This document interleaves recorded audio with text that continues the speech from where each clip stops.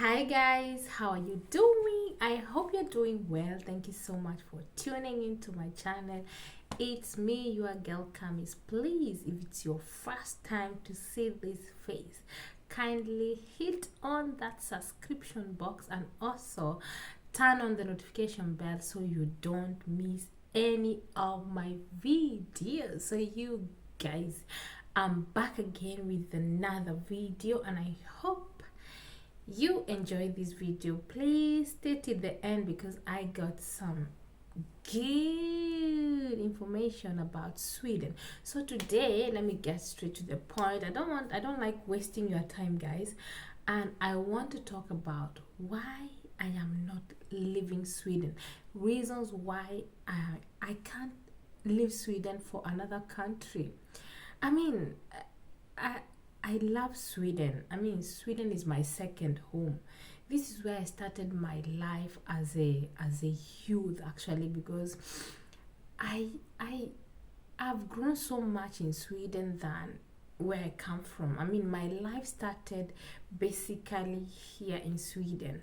So, you guys, number one is that the education in Sweden is almost free. I mean, I don't want to go into much details about this topic, but on another video, I'll talk about the Swedish education system. But the truth is, the education is almost free. Like, apart from the kindergarten, or we call it daycare, you pay some money, but primary school, secondary school, university is almost free. Of course, in the university, unless you're living with your parents, then you have less cost because you don't have to pay hostel.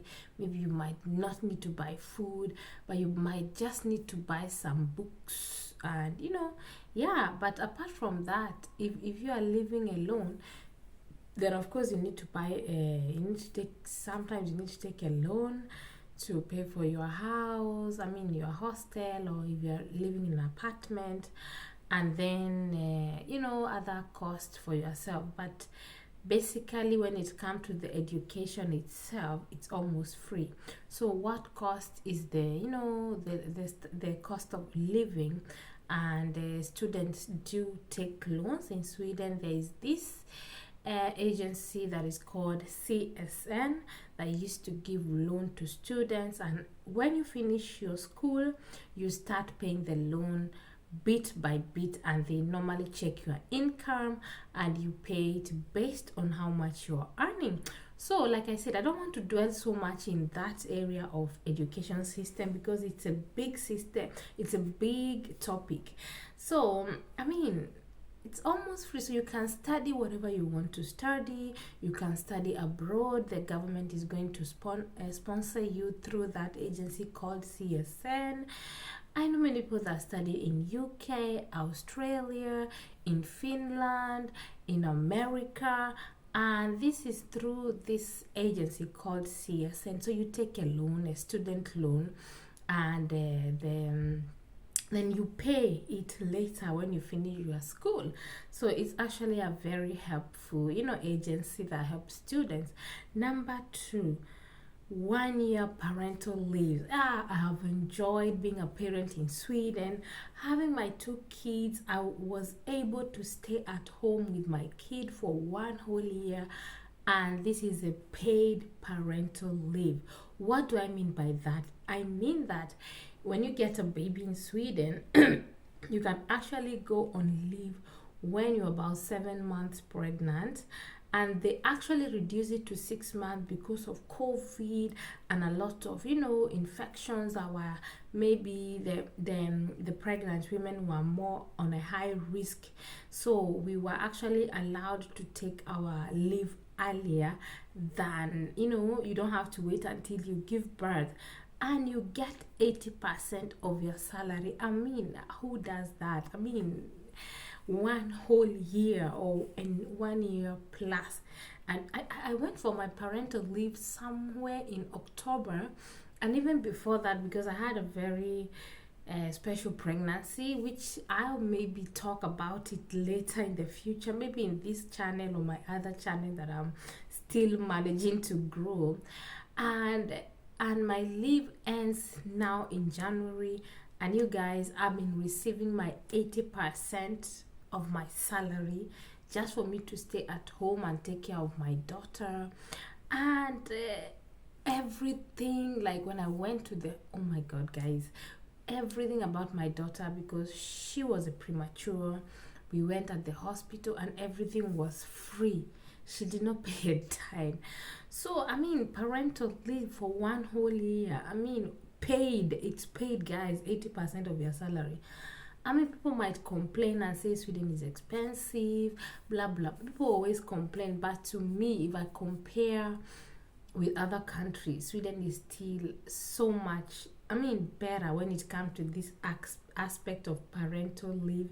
Having a whole year of paid parental leave, you get 80% of your salary, and even if you are not working, you get some certain money. I can't remember for how many months, but you still get some allowances. And on top of that, you are getting child support. You know, every month every baby gets 1,250 Swedish crown, which is about $120. And the more kids you have, I mean, the more money you get. And yeah, I've spoken about that on another video, so you can go and watch what it means having more children in Sweden. Then the healthcare in Sweden is top notch and free. Guys, my prenatal and postnatal I paid nothing. I paid zero. When I gave my birth to my baby, I stayed in the hospital for a month. And because it was my baby that was, she needed, she was in the neonatal department for 1 month because she came pretty earlier than expected. And we stayed there for 1 month and we didn't pay a dime. And this hospital is top notch. In fact, they had built that hospital. I mean, they had that where we were in the intensive care department. It was a new department they have built, they have upgraded. Oh my god, guys, it's fresh. I have videos that I'm going to attach later talking about this issue because it was excellent. The nurses are good, the doctors are excellent. I mean, everything is just top notch. Talk about cleanliness, guys. Talk about cleanliness. They clean every second. Talk about the rooms, fresh bed sheets, blankets, pumping machine for, oh my god, it's top notch. So why should I leave Sweden and go to another country? Am I mad? I will not try it. So for me, I've enjoyed these benefits of being a mom and enjoying the health. Even me personally, being sick, there was a time I had small operation appendix, and I paid nothing. I mean, nothing. Giving birth myself was CS, and I didn't pay. It was not. I didn't pay. Could you imagine? Like, so I know people would complain and say, "Oh, the health system is messed up." You have to wait for long before they book you if you go to the emergency. Sometimes they don't give you drugs, and this is just the truth. But if they're not worried about your health, if they see that this thing is not going to kill you, they don't really bother about drugs and stuff. They believe that the body will take care of you. I know there are still some disadvantage of the Swedish health system, but I'm telling you, it's top notch. You go out. I traveled and I was afraid that, oh my god, I hope my kids won't get sick, because I can't afford. Even giving birth outside Sweden is expensive, especially when it comes to CS. You have to pay millions of money. And now having a baby that is premature and staying in the hospital for 1 month and paying $0, guys. Sweden is top notch. Another thing about Sweden is the quality life. I mean, the life we live in Sweden, it's quality. So you guys, what I mean with quality life is like standard. I mean, when you look at the houses, all the houses are standard in the sense of electricity, Wi-Fi, I mean, warming, like now it's winter, all the houses are warm. So it's very hard to enter a home that is cold. I mean, it's standard. I mean, the house, there has to be heaters everywhere that heats the house, and then gas cooker in every house. You don't have to buy your own. If you're renting an apartment, then it's there. The fridge is there. You don't need to bring all those things. There are some houses that also have microwaves.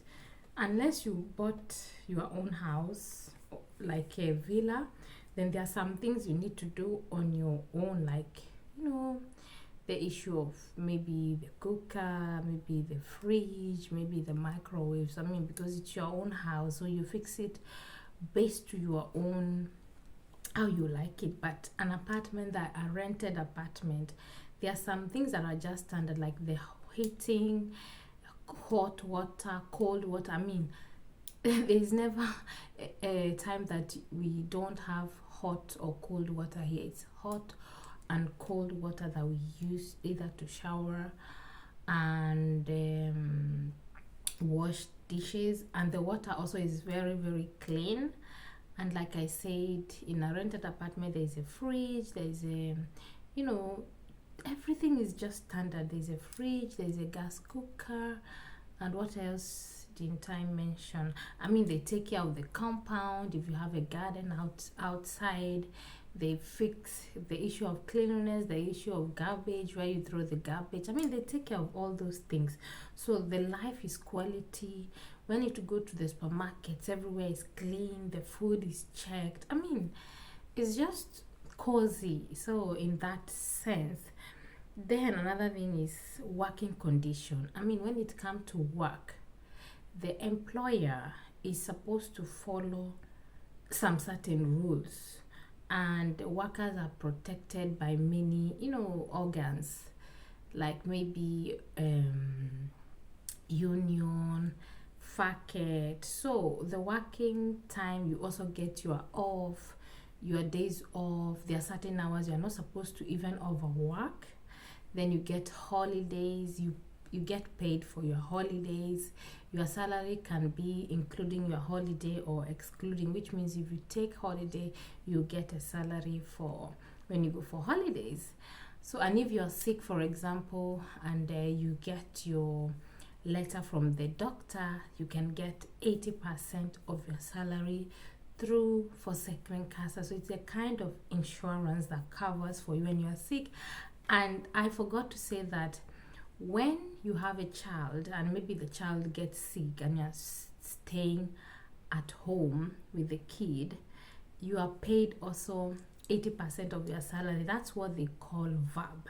So those are the things that makes me think that, wow, as for me, I wouldn't say that for now I am not planning to leave Sweden and try any other country, because I am used to the system. I'm happy with it. I know how to go about all these things. So these are the things that makes me appreciate the system. Another thing is great public transport. Oh my God. I know sometimes it could be annoying, especially like now during winter. But the buses are clean, they're spacious, there's space for everyone. Then the trains, we have the Pendeltåg, we have commuter trains, we have all these fast trains. I mean, it's just the public system is top notch. You buy your card and you just go. You get a monthly card that costs 950 Swedish crown. That's less than $100. Let's say it's about $80 or $85 for a month. For example, if you're living in Stockholm, you can use it everywhere in Stockholm. You can use it in the train, in the bus, in the boat. You know, these boats that goes from to different islands. So you can use that bus card. So it makes life easier. You don't have to be buying transport every day. If you buy your monthly card for 1 month, then you can use it, and then you can register it on them depending on where you are living, so that in case you lost it, they will send you a new one. So the card has a number at the back, so you can register it. In case it gets lost, you go and get it. So guys, there's so many other things I wanted to talk about Sweden, why I'm not leaving Sweden, and some advantages. Of course, there are some disadvantages also, which I'm not gonna talk about now because I want to talk about the positive things before talking about negative, because it would be like, oh, why are you starting with negativity? And are you trying to discourage people from coming to Sweden? No, I want to start with the positive, and maybe in the next video I can come, because everything positive has a negative. So guys, I hope you enjoyed this video, and let me go through. I talked about education, I talked about parental leave, I talked about healthcare, I talked about quality life, I talked about working condition and transport. There are many things I could have mentioned too, but I will talk, maybe I'll bring them in the next video so that we don't make these videos so long. So you guys, thank you so much for tuning in, and I see you in my next video. And if you're living in Sweden, comment below, let me know your experience living here. What do you think about the points I made? Do you agree? Do you disagree? Thank you so much, and I see you in my next one. Bye.